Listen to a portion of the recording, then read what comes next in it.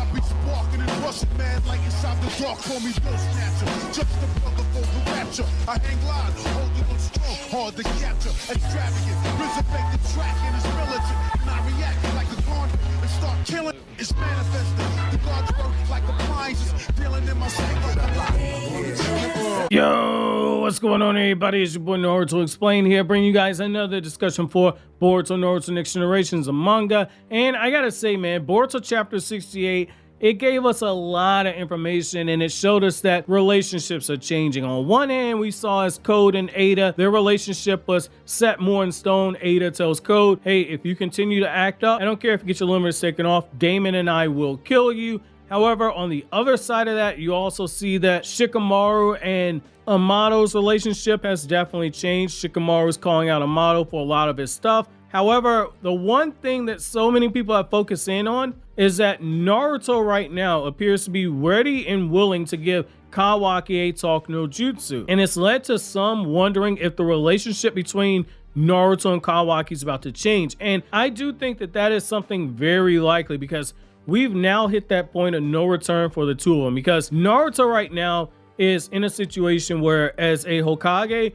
he's made what could be viewed as being a bad decision by allowing Kawaki to come into Konoha. There are pluses and minuses for both of those, and right now Naruto's in a situation where he's weighing all the information that he's gotten and seeing whether or not it was a good idea or a bad idea. However, the one thing that you can look at is that Naruto as a father is now in a position where he has to look at his own mortality, because before Kawaki showed up, Naruto was viewed universally by everybody as being the strongest person inside of the village. That is no longer the case. Naruto right now, if Naruto were to fight against Kawaki, even though Naruto is better trained than Kawaki, because of the hacks nature of the jutsu that Kawaki's inheriting from Ishiki, you can make the argument that Kawaki, for as little ninja training as he's gotten, Kawaki might be able to take Naruto in a battle, and some might even go as far as to say that Kawaki drawing on 80% of Ishiki's power might very well be enough that he's able to outright bully Naruto in battle. That's if you believe that 80% means 80% power. That's still debatable. However, here's the thing about this though. In the chapter, it was directly told to us by Shikamaru that right now there's nobody that can stop Kawaki, and that includes Naruto. And when that conversation gets had, Naruto knows that he is talking to somebody where if this guy woke up and said that I'm going to destroy everything, there's nothing that Naruto can do to prevent that from happening. If talk no jutsu does not work, there's nothing he can do to stop Kawaki. Kawaki could literally snap this man's neck and there's nothing he could do about it.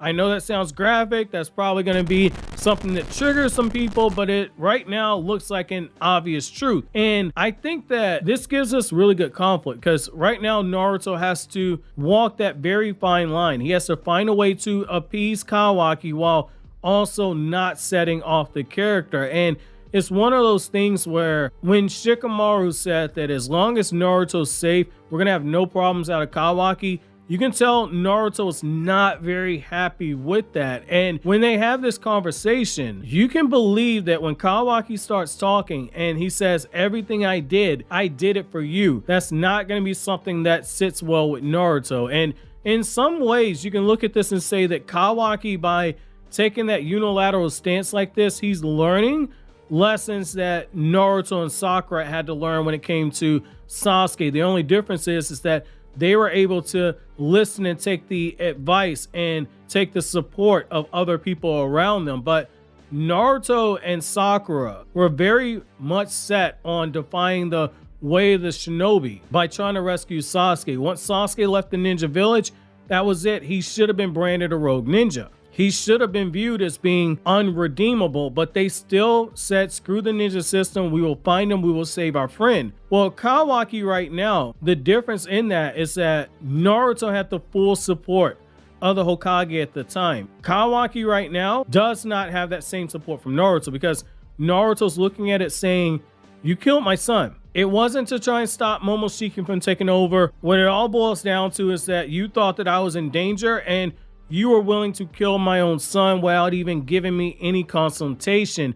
You did all this behind my back. You left out the village without consulting me, we had that moment in my office where I'm laying down in the bed, I'm talking to you, and I tell you that if you ever feel like you're not safe in Konoha, I failed as a Hokage. For Naruto to utter words like that, it says a lot in terms of how seriously he takes his job as Hokage and what him taking Kawaki in means to Naruto as a character. And for Kawaki to not only leave the village regardless of his intent, it means that he looked at the situation and said, I don't think Naruto can keep me safe. I need to do this. I need to protect Naruto from everything that's coming after me. And then for him to go through and kill his son after that, that's gonna rub Naruto a different way, as it should. And I think that because Kawaki is so young, even though he's mature, because he is still so young and still so inexperienced, he's not gonna be able to understand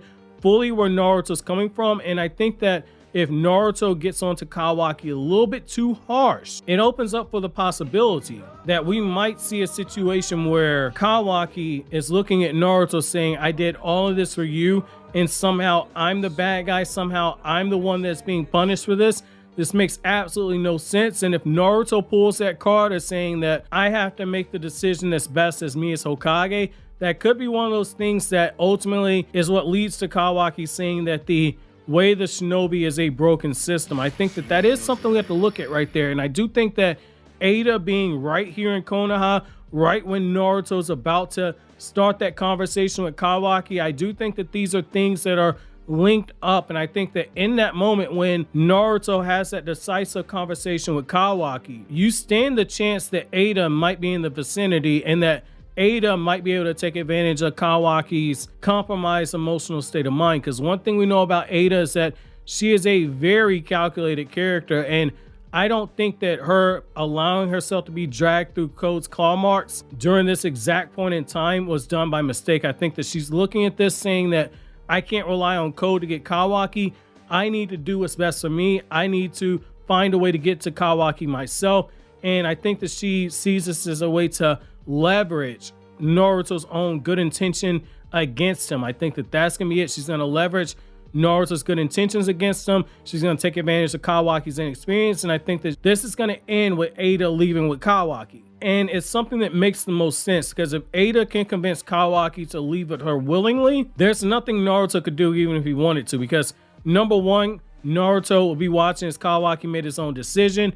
The other thing is that Ada's ability to control hearts would be enough to take away Naruto's fighting spirit. So I do think that this is something that is inevitable. However, I want to know from you guys. Let me know what you guys think down in the comment section below. But as always, guys, if you like anything I had to say, don't forget to comment, rate, subscribe, and share. Thank you so much for watching until the end. Have an awesome day, guys.